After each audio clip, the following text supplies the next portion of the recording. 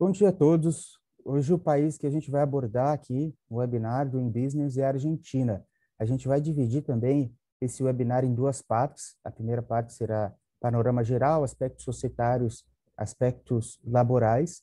E a próxima parte ela vai tratar sobre comércio exterior, tributos e também vai passear um pouco sobre a questão do câmbio na Argentina, que é uma situação particular, diferente do que a gente está acostumado em outros países. Aqui um pouco sobre o panorama geral. A Argentina tem um território grande, né? Então são 2.780.400 quilômetros quadrados, com 4.725 quilômetros de costa atlântica. A população 44 milhões e 600 mil habitantes, seria aproximadamente a população do estado de São Paulo. A capital seria Cidade Autônoma de Buenos Aires. A moeda, o peso argentino. O crescimento do PIB em 2019 é um pouco baixo, 2,20. Crescimento março de 2019 menos 40. E a inflação é um problema na Argentina. Então, a gente vê um crescimento da inflação dos anos.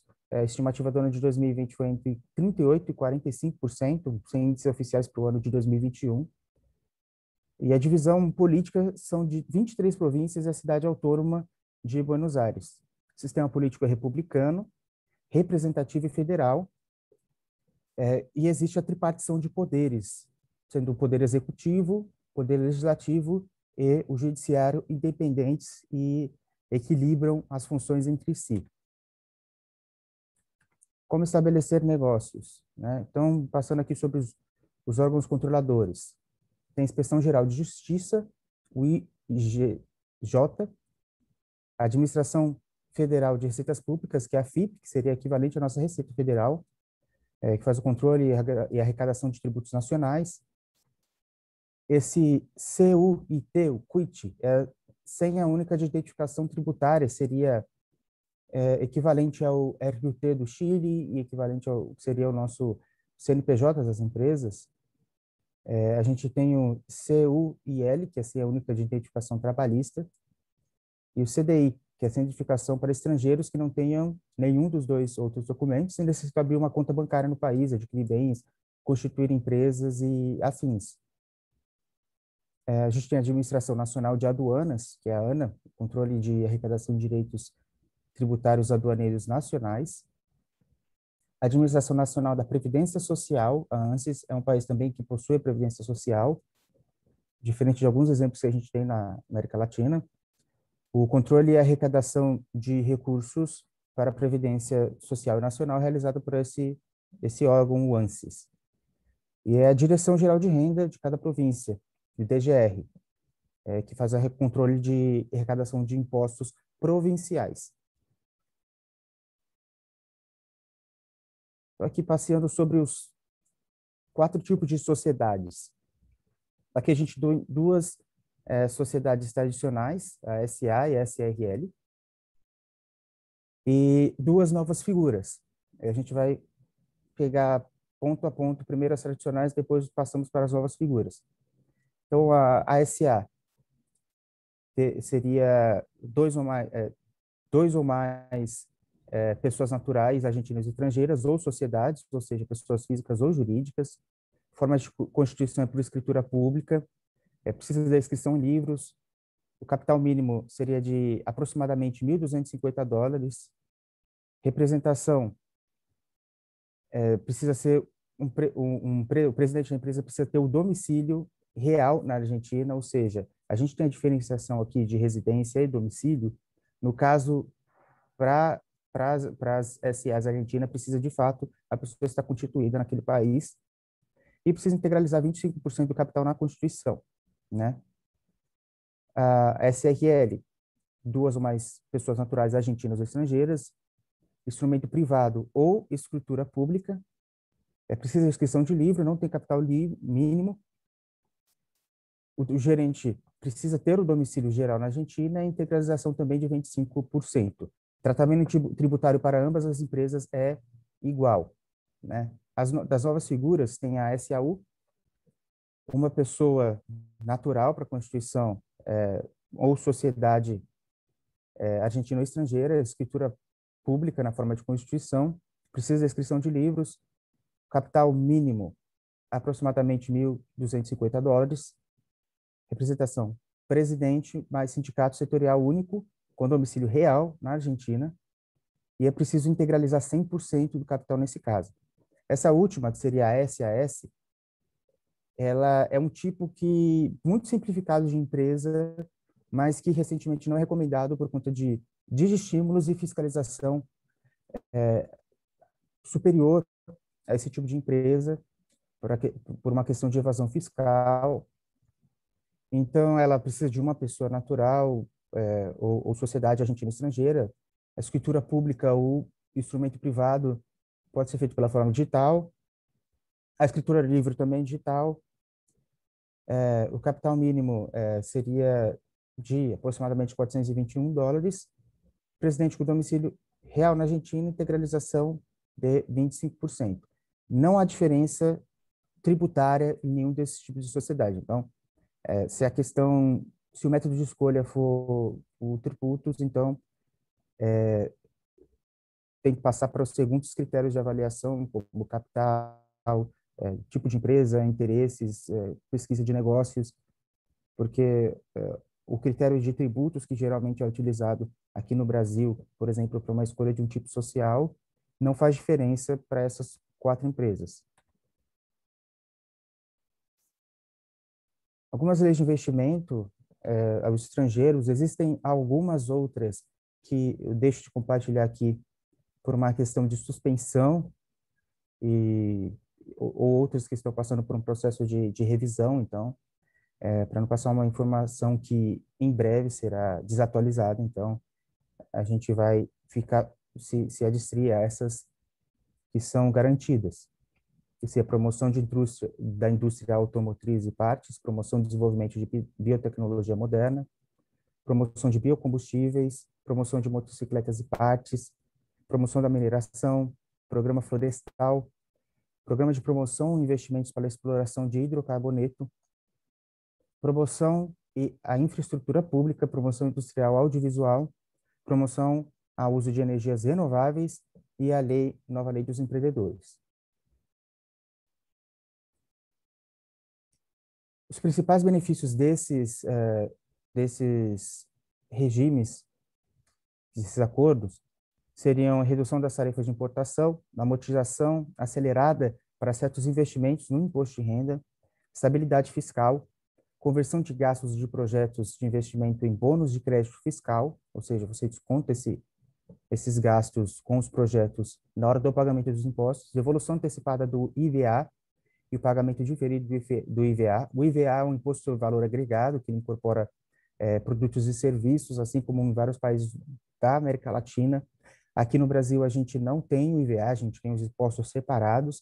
Isso gera uma complexidade na compreensão e na transparência do pagamento dos impostos.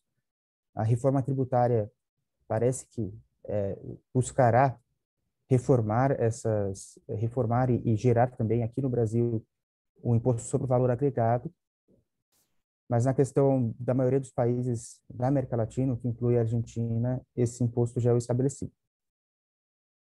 E outro benefício seria a não incidência total ou parcial de certos tributos, adesão de fiscos provinciais para isenção e redução de impostos provinciais, reembolso dos tributos, a devolução, conversão parcial de contribuições de previdência social em bônus de crédito fiscal, isenção e retenção de tributos nacionais e acesso ao financiamento preferencial.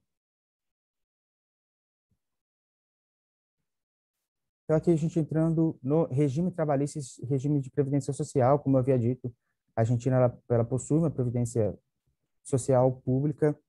Então, a gente possui a lei do contrato de trabalho, né, que seria equivalente à nossa CLT. A gente tem os acordos coletivos para cada atividade ou região com benefícios e condições adicionais à CLT, algo que a gente também possui aqui no Brasil.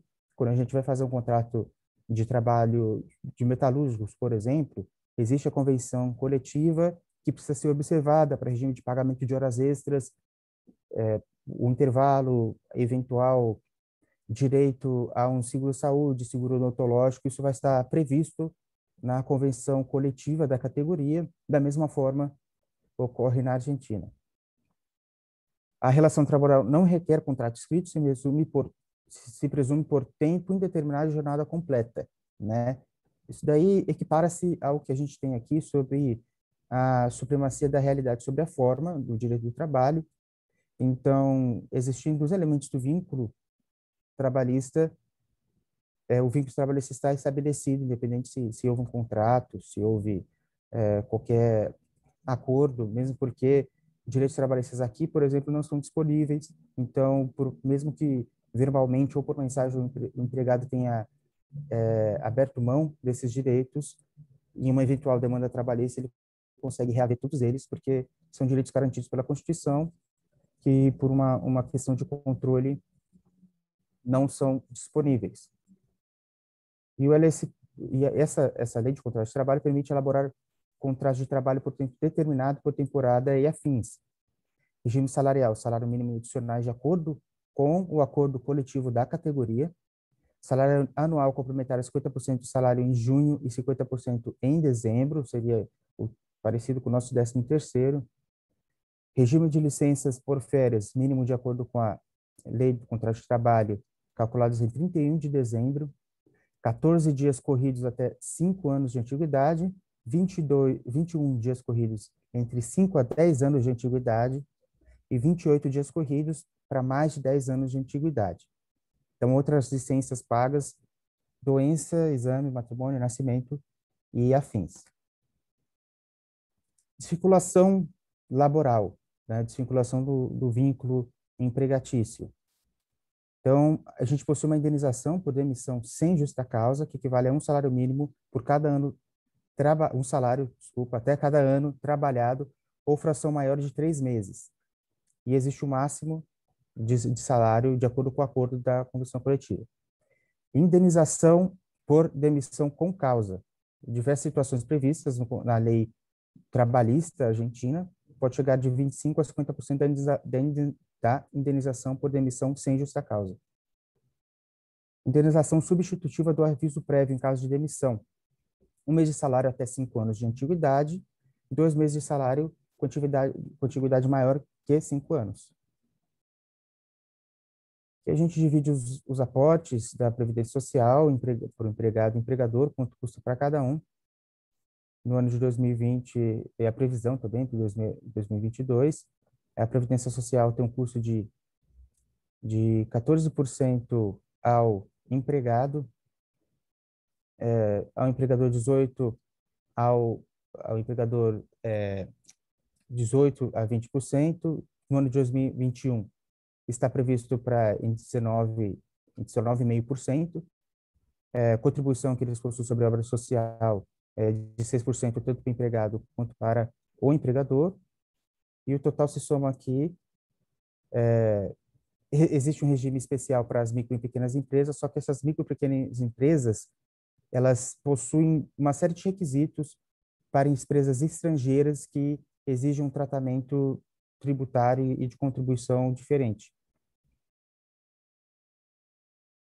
E esse seria o desconto na base tributária, né? O valor do ano de 2020 seria de 7.068, desconto à base tributária adicional até 25 empregados seria 1.800 por empregado. Além disso, tem o seguro de risco de trabalho e o seguro de vida obrigatório de 19,03 por empregado. Por fim, as categorias de residência no Mercosul, né? A gente, como país membro, possui essas vantagens na questão da residência. Então, existe um tratamento diferente para aquele cidadão do Mercosul e aquele que não faz parte. Então, as categorias de residência temporária, Mercosul e Estados Associados, procedimento rápido e simplificado por até 2 anos. A temporária no Mercosul se otorga com critério de radicação, ou seja, trabalhador, imigrante, rentista, investidor, pensionista sem cientista, pessoa especializada e afins. A transitória, que serve para o Mercosul e não Mercosul, para estrangeiros que ingressam como imigrantes extranacionais, vigência de até o vencimento, consignado no ingresso como turista, caduca. Ao voltar ao país, somente pode gestionar 2 autorizações de residência transitória a cada 2 meses transcorridos. E, por fim, é permanente ao Mercosul e Estados associados. Estrangeiros com residência temporária de 2 anos contínuos ou mais poderão optar pela residência permanente. Exige a permanência no país por pelo menos 1 ano, lapso de 2. E para não Mercosul, residência temporária de 3 anos contínuos. Então é isso. O próximo webinar a gente vai tratar sobre comércio exterior, sobre impostos na Argentina e algumas questões específicas sobre o regime de câmbio. Eu abro a oportunidade para quem quiser fazer alguma pergunta, deixo também meu contato por e-mail. Nós possuímos contato com advogados na Argentina, da nossa equipe, que poderão ajudar a resolver qualquer questão da área de qualquer ramo do direito na Argentina. Então, queria agradecer aqui à Câmara de Comércio Paulista Chilena pelo convite, a Monte Group e o Conselho Brasileiro de Empresas Comerciais Importadoras e Importadoras.